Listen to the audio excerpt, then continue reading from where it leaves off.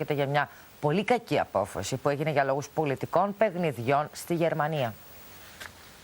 I think the market's being a little bit complacent, and that's coming from me, someone who's always on your show talking about how great the world is, and usually wearing rose-colored glasses. Because the EU or could just go and change its mind overnight on just about anything? Or any government. Now you start to think about what can our government do? Could they impose a tax on our deposits if they really got into a jam? They could.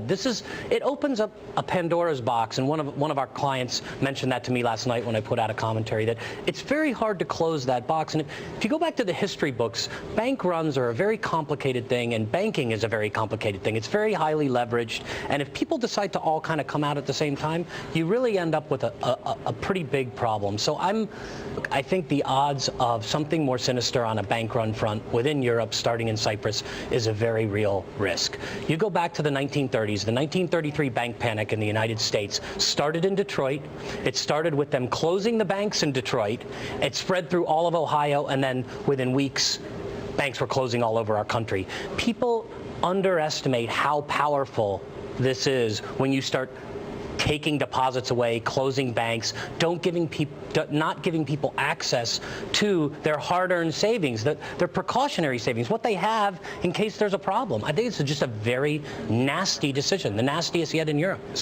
I guess I am a little surprised at how complacent the markets are on this. I really do believe that when you start messing around with things like bank runs, the psychology is so uncertain, and what was done here for pure political gain in Germany. And understand, this was the SPD attacking Merkel because she was giving money to Russians, German taxpayer money to Russians. To do this, I think is just risking way too much.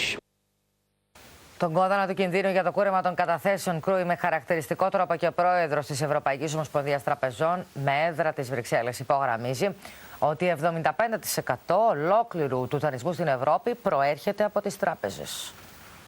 It's dangerous if it really would be a precedent for other cases, because in Europe we have very performant deposit guarantee schemes. They guarantee the deposits up to 100,000 euro, which is quite an important amount.